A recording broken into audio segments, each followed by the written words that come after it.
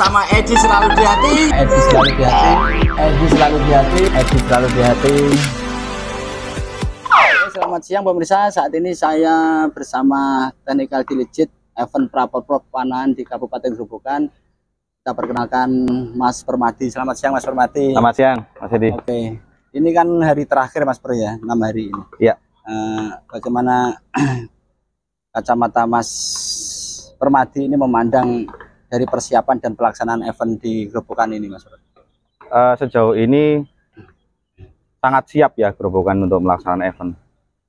Semuanya lancar, kemudian presentasi untuk peserta juga sangat mumpuni, cukuplah semuanya. Jadi kita sebagai TD yang membawa teman-teman panitia juga sangat dipermudah oleh fasilitas yang disediakan oleh Grobogan. Oke. Kemudian untuk teman-teman di provinsi yang belum pernah menyelenggarakan event seperti ini ya, karena kebetulan Grobogan ini kan pertama juga, ya. Cuma kan karena saya berguru sama Mas Per kan persiapannya memang luar biasa. Nah ini sebenarnya standar apa sih yang bisa disiapkan ketika ada kabupaten kota yang belum pernah ya, supaya bisa menyelenggarakan event panahan setingkat Jawa Tengah ini, Mas? Yang pertama pasti lapangan ya. Lapangan itu kita harus mencari view yang cukup ukurannya, yang jelas ukurannya cukup, kemudian keamanannya juga cukup. Pertama lapangan, kedua itu fasilitas bantalan, jagrak pasti harus itu. Terus fasilitas umum yang lain ya seperti MCK itu harus mencukupi. Jadi jangan sampai kita mengadakan event tempatnya bagus tapi MCK-nya nggak ada gitu kan. Jadi masalah juga Mas ya. Nah ini yang perlu diperhatikan. Kita kupas coba satu-satu. Untuk lapangan sendiri, lapangan standarnya itu berapa kali berapa, kemudian apakah harus tertutup seperti stadion ini atau boleh terbuka, Mas? Ya, lapangan itu kan kalau kita bilang satu line ya, satu line berarti ada 2 bantalan. Itu 5 meter. 5 meter. Ya, kita ngukur per detailnya ya, sekalian aja ya, biar nanti paham. 5 meter. Kebutuhan kita minimal ada 32 lah, minimal 32 bantalan. Artinya kan 32 bagi 2 kan nanti ketemu itu ukurannya. Iya. Ya kan? Itu terus untuk panjangnya? Panjangnya pasti kita jarak yang terakhir kan 70 meter, berarti ada space ke belakang, garis tunggu dan lain-lain kalau bisa 10 meter ke belakang, kemudian ke depan itu lebih panjang lebih bagus. Berarti standar minimal 100 meter lah cukup ya? 120 aman itu. Aman 120 itu aman. Oke. Terus untuk bantalan sendiri, ketika daerah itu ingin menyelenggarakan event tapi belum punya bantalan itu solusinya bagaimana itu? Solusinya bisa dibantu oleh Pemprov, dipinjami ya? Dipinjami oleh Pemprov. Kita ada, Pemprov ada punya dan cukup. Minimal kita membawa bantalan itu ada 40-an, 40 bantalan sama kaki bantalan ya, sama jagrak kalau kita bilang. Ya. Itu sekitar 40-an minimal ya. Lebih banyak lebih bagus. Itu kan kita standar minimal tadi 32 bantalan minimal untuk di lapangan lombanya. Kemudian persiapan untuk bantalannya itu materialnya ada minimal 40 karena kita harus ada spare. Spare. Ya, ada spare. Barangkali bantalan yang dibawa ada yang sudah rusak karena beberapa kali kita pakai untuk event. Nah itu juga harus diganti. Makanya butuhnya spare seperti itu. Atau ketika lomba ada angin kencang, hujan besar, terus ada yang geludak misalnya, patah kakinya kan juga kalau kita nggak ada spare juga repot juga. Kemudian Mas untuk standarisasi wasit atau TD, kemudian ada DOS atau apa ya istilah-istilah itu mungkin bisa dijelaskan, maksudnya perangkat pertandingan yang wajib ada. Perangkat pertandingan yang wajib ada perlombaan ya. Pertama pasti TD itu yang istilahnya mengendalikan jalannya lomba. Artinya dari persiapan awal. TD itu bukan pas lagi lomba seperti ini.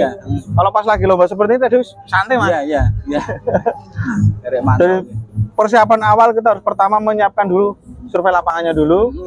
Kemudian materialnya kita butuh apa saja, tidak hanya bantalan, ada tali spanner, cagak, patok ya. Terus bendera untuk bendera angin itu.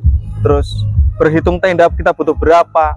Terus sound system kita butuh berapa watt kan gitu. Itu pekerjaan TD. Kemudian yang kedua yang terpenting adalah perangkat wasit.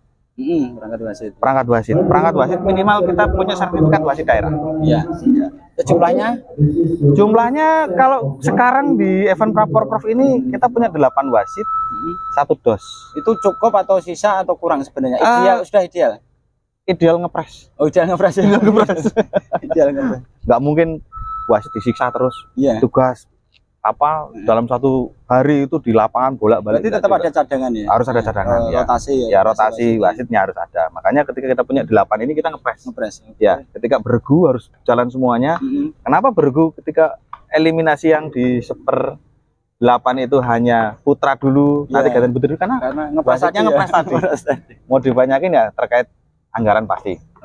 Terus efektivitas teman-teman juga sebagian masih ada di tempatkan di tugas ada yang yang lain gitu. Selain wasit Mas, scorer ini sangat membantu, ini utama juga. Scorer itu tidak bisa dihindari dari perlombaan, walaupun kalau teman-teman yang sudah senior ini kan mereka mencatat sendiri, berhitung sendiri, tapi yang membawa skor ini namanya runner sebetulnya. Ini kan harus ada. Tapi kita dibilang tetap tim scorer karena dia harus store ke pengolah data. Nah, pendukung scorer adalah pengolah data.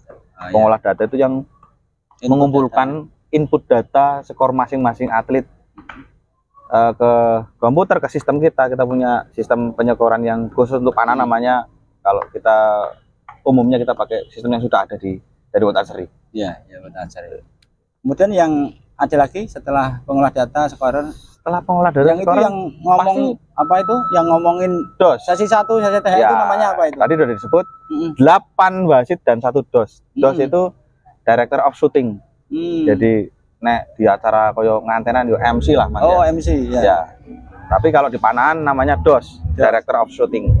Berarti shooting line itu ya, katanya mau nembak itu ya. Iya, yang memberi aba-aba kapan kita harus nembak, yang mencet belnya, kemudian memberikan pengumuman siapa yang juara, itu namanya dos. Terus kemudian setelah nembak itu kok terus ketika atlet berjalan itu musiknya dinyalakan, musik itu memang standar seperti itu ya? Standarnya seperti itu pada umumnya untuk memberikan hiburan kepada pemanah supaya tidak tegang. Sebetulnya kalau di standar World Archery ketika kualifikasi pun boleh, ketika nembak itu lagi mana ada musiknya walaupun nggak terlalu kenceng, agak kecil itu boleh. Diperbolehkan? Iya. Maksudnya tidak mengganggu ya? Enggak. Tapi kalau ini kita pas nembaknya diam, tapi ketika sudah selesai jalan baru musik ya? Iya, beberapa event yang pernah kita kerjakan juga sudah sebetulnya. Tapi ya mungkin di sini untuk lebih fokusnya ya. Karena kan beda budaya, beda kultur. Di Indonesia belum terbiasa dengan kualifikasi dengan iringan musik yang pelan. Ya, kalau di standar World Archery, di Asia Archery itu sudah biasa. Di SEA Games juga sudah biasa, ketika kualifikasi tetap ada musik untuk memberikan hiburan kepada pemanah supaya tidak tegang, mereka bisa enjoy, syukur-syukur pecah rekor, Mas. Maksudnya begitu. Iya. Siap, Mas. Seperti tadi disampaikan kalau pelaksanaan ini dari hari pertama sampai hari terakhir kan cukup baik ya. Nah, mungkin ada masukan Mas untuk gerobokan sendiri, bahkan mungkin dari teman-teman dalam hal biar lebih baik lagi itu seperti apa, masukan-masukan buat event-event seperti ini, Mas? Tadi saya tambahkan perangkat satu lagi yang belum saya sebut. Orang disebut nanti nesungko. Lomba ini sebelum digelar lomba itu kita setting lapangan, kita punya petugas lapangan, Mas. Kita punya harus gotong boki segera itu geser-geser bantalan itu ya. Buat line ini kan nggak mudah untuk membuat sudut lapangan, itu kan ada rumusnya juga. Beliau-beliau itu yang paham dengan itu, petugas lapangan. Itu kita minimal ada 6 orang. Ada 6 orang yang setting lapangan. Nah, terkait dengan masukan untuk pelaksanaan di gerobokan, kalau yang sekarang ini sudah bagus, kebetulan juga ada toilet di sebelah sini, cuman memang yang di ujung sebelah kiri lapangan itu agak kurang terfasilitasi. Barangkali nanti tambahan toilet portable untuk berikutnya. Bisa dipasang di belakang persis, di as belakang tenda. Bisa 4, mungkin 2 untuk putra, 2 untuk putri, untuk bisa lebih memfasilitasi. Nah, masukan saya, Mas Edi, ini kan saya anggap sangat sukses pelaksanaan untuk Prapor Prof ini. Dan ini ke depan buat event yang lebih seru lagi. Apa, Mas? Kejurnas toh ya. Kejurnas toh ya.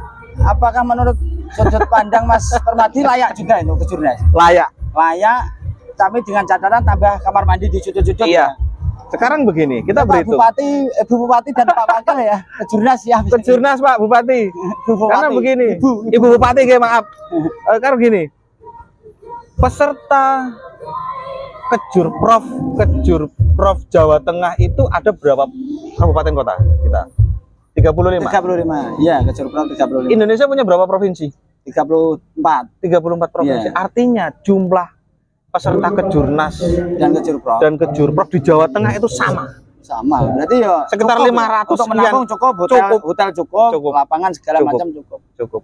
Oke, Mas Per, berarti nanti kita setelah ini ngobrol masalah konsep Kejurnas ya. Karena kan Mas Per ini kan juga di PB Perpani juga. Iya, kebetulan. Dan juga PNS di Kemenpora, jadi Iya, nanti bisa siap. membantu karena tidak terlepas dari komunikasi kalau mau Kejurnas kan gitu. Iya. Oke, sementara gitu Mas Per, Oke. kami dari Grobogan minta maaf kalau ada hal yang kurang berkenan ya. Ini hari terakhir. Pokoknya kami mengucapkan terima kasih kepada melalui TD Mas Permadi ini dan teman-teman. Pokoknya Grobogan terima kasih sudah diberi kesempatan menyelenggarakan event sebesar ini. Sama-sama. Itu, Mas Per, terima kasih. Matur nuwun Oke, juga oke. pelaksanaannya bagus. Ya, oke. Pemirsa, jangan lupa subscribe, like, and comment. Terima kasih. Sampai ketemu lagi. Dadah.